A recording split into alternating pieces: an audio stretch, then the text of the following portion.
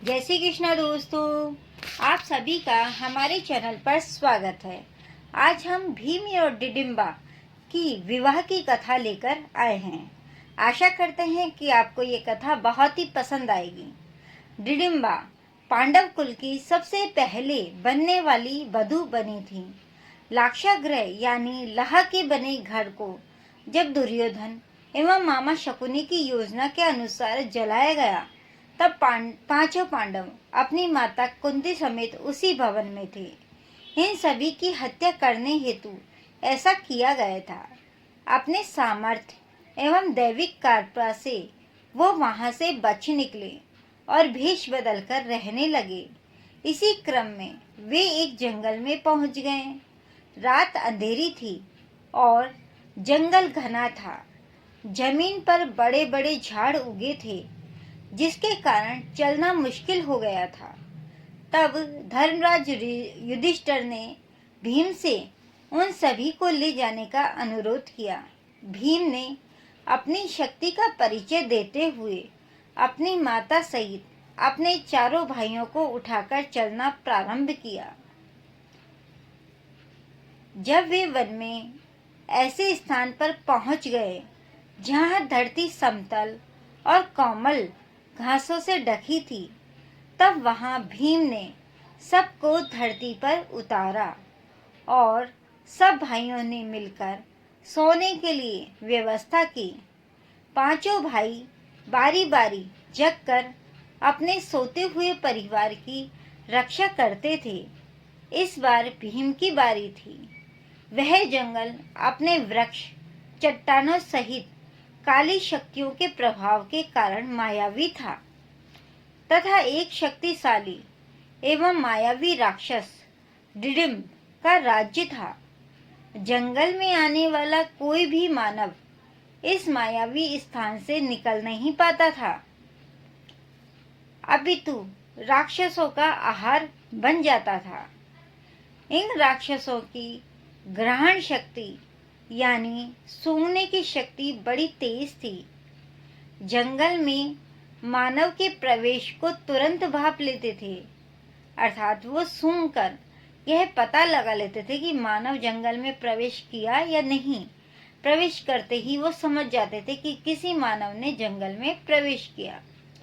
जब राक्षस राज डिडिम्ब को इस मनुष्यों के आने का पता लगा, तो वह मानव मांस खाने के लिए लालायित हो उठा। उसने अपनी बहन डिडिम्बा को उन मनुष्यों को उसके सामने प्रस्तुत करने का आदेश दिया। डिडिम्बा पांडव के समीप जा पहुंची। भीम को देख डिडिम्बा मोहित हो गई। वे सोचने लगी, एक शक्तिशाली पुरुष जिसका हृदय इतना कोमल है कि अपने परिवार को सुरक्षा प्रदान कर रहा है, उससे अच्छा जीवन साथी और कौन हो सकता है। मैं धन्य हूँ यदि वह मेरे पति बने। फिर उसे अपने क्रूर भाई की आज्ञा का स्मरण हुआ। देवी डिडिम्बा ने अपनी मायावी शक्तियों से स्वयं को एक सुंदर युवती में बदल लिया और भीम के पास गई। पहले जंगल में भटकती हुई युवती के भांति अनेक प्रकार की बातें कही। फिर जब भीम ने उन्हें रक्षण देने की बात कही, तब वो वहीं पर बैठ गईं।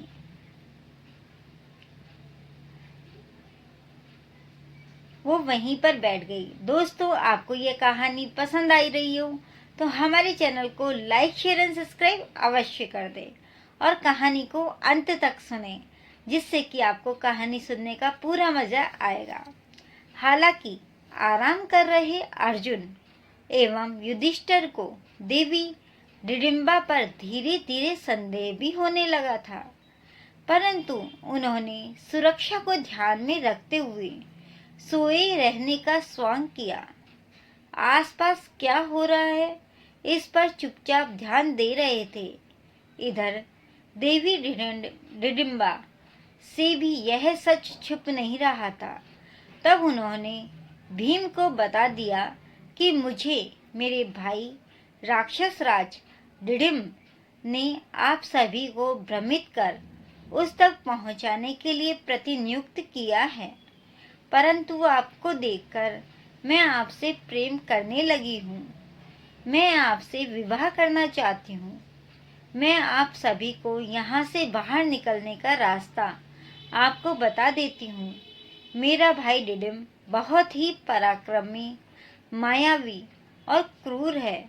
उसके आने से पहले आप लोग सुरक्षित स्थान पर चले जाइए, ऐसा डिडिम्ब ने भीम से कहा। भीम ने उत्तर देते हुए कहा, देवी, मैं आपको नहीं जानता, परंतु आपको इतना बता दूं कि हम पांचों भाई क्षमता में किसी से कम नहीं हैं। मैं वकोदर किसी भी राक्षस को समाप्त करने में सक्षम हूँ, इसलिए मुझे इनकी निंदा भंग करने की आवश्यकता नहीं है। अब ध्यान से उन महान मनुष्यों को देखिए। वे धर्मराज मेरे बड़े भाई हैं। उनकी अभी शादी नहीं हुई है। मैं अभी किस प्रकार विवाह कर सकता हूँ कि मेरे से बड़े तो मेरे भाई बैठे हुए हैं, तो मैं किस प्रकार शादी कर सकता हूँ। चर्चा चल ही रही थी कि राक्षस राज डिडिम्ब वहां पहुंच गया। अपनी बहन को ऐसे विभूषित देख वह क्रोध से भर गया। अपनी बहन और सभी पांडवों को मृत्युदंड देने का निर्णय लिया। दूर से ही अपने भाई के घातक रूप को देख देवी डिडिम्बा भयभीत हो गई और भीम को अपने परिवार को जगाकर सुरक्षित स्थान पर ले भागने को कहा, परंतु वे कह भी किससे रही थी? महाबली भीम से, जिन्हें राक्षसों और जानवरों से लड़ना पसंद था। इसलिए उन्होंने उसकी बात नहीं मानी। भीम ने डिडिम्बा से कहा, यह याचना अनुचित है। मैं पीठ दिखाकर भागने वालों में से नहीं, ना ही ऐसे राक्षस की उद्दंडता के लिए अपने परिवार की निंदा भंग करूंगा। युधिष्ठिर एवं अर्जुन सतर्क हो सब सुन रहे थे, परंतु सोए मनुष्य की भांति स्थिर थे। भीम ने क्षण भर में डिडिम्ब को पकड़कर घसीटते हुए दूर स्थान पर ले गए। यह देख युधिष्ठिर एवं अर्जुन उठने का स्वांग करने लगे। उन्हें जागता देख डिडिम्बा ने विनम्रता से पांडवों को सब बताया। बाकी सब डिडिम्बा की बात सुन रहे थे, परंतु युधिष्ठिर एवं अर्जुन का पूरा ध्यान भीम पर था। अर्जुन ने भीम से चिल्लाकर कहा, भ्राता भीम, इस राक्षस का वध अति शीघ्र कीजिए।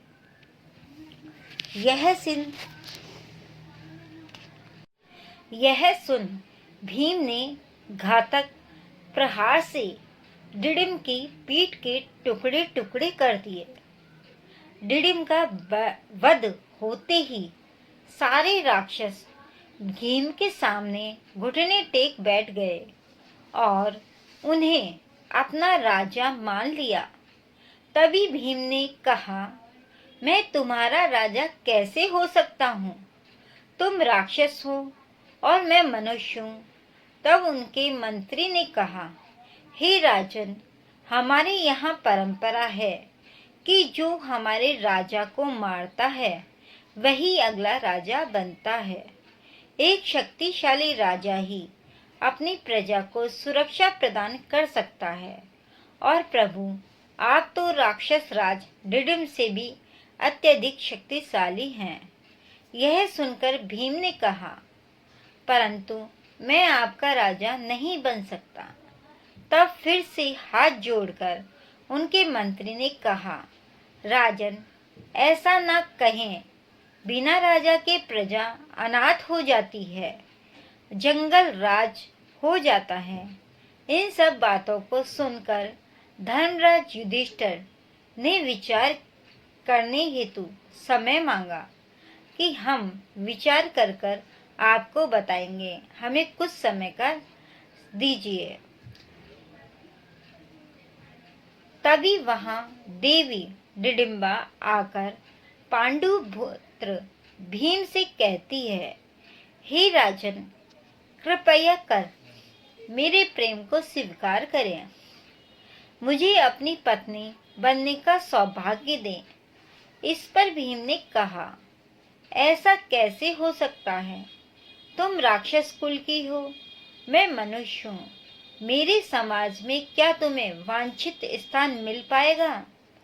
तब देवी डिडिम्बा ने कहा, मुझे आपके समाज की स्वीकृति की इच्छा नहीं है, अपितु आपकी स्वीकृति की इच्छा है कि मुझे समाज की स्वीकृति नहीं चाहिए, मुझे तो आपकी स्वीकृति चाहिए। आप यहाँ का राजा बन मुझसे विवाह कर 1 वर्ष तक मेरे साथ रहें। जब मुझे पुत्र रत्न की प्राप्ति हो जाएगी, आप यहाँ से प्रस्थान कर सकते हैं। हम मायावी जाति हैं। मेरा पुत्र जन्म के कुछ समय बाद ही युवा अवस्था को प्राप्त हो जाएगा, तब आप यहाँ से प्रस्थान कर सकते हैं। मैं आपको नहीं रोकूंगी। मेरे पुत्र के रूप में इस कबीले को उसका राजा मिल जाएगा। फिर रोते हुए माता कुंती के चरणों में गिरकर कहा, माता, एक स्त्री के प्रेम की पीड़ा तो आप ही समझ सकती हैं। मुझे अपनी पुत्र वधू स्वीकार कर लीजिए माता। ऐसा डिडिम्बा ने कुंती से कहा। डिडिम्बा और भीम की शादी। आइए जानते हैं कैसे हुई उन दोनों की शादी। एक ही वर्ष की बात है, मेरा भी कल्याण हो जाएगा और इस कबीले का भी। माता कुंती ने देवी डिडिम्बा से कहा, हे पुत्री, तुम्हारी बातें तो धर्म संगत लग रही हैं। मुझे विचार करने का समय दो। फिर चर्चाओं के उपरांत माता कुंती सहित सभी पांडव इस बात पर सहमत हो गए कि इस प्रकार प्रजा को अनाथ कर के जाना धर्म संगत नहीं है। ये तो धर्म की बात नहीं है।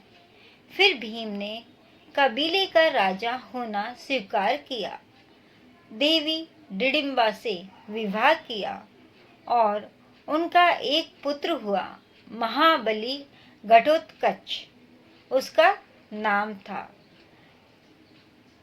मायावी राक्षस होने के कारण जन्म के कुछ समय उपरांत ही घटोत्कच युवा हो गए और अपने पिता भीम, अपनी पितामही देवी कुंती सहित अपने सभी काकाओं को दंडवत प्रणाम किया और उन्हें वचन दिया कि जब भी पांडवों को उनकी आवश्यकता पड़ेगी, वह केवल स्मरण मात्र से वहां उपस्थित हो जाएंगे।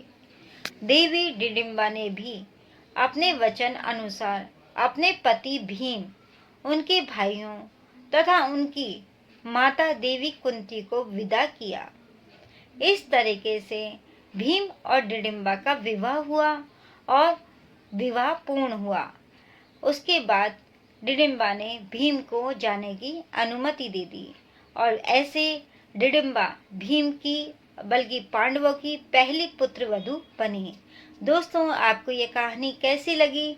अगर आपको ये कहानी बहुत अच्छी लगी हो तो कमेंट करके ज़रूर बताएं और कमेंट बॉक्स में जय श्री कृष्णा लिखना ना भूलें। जय श्री कृष्णा दोस्तों।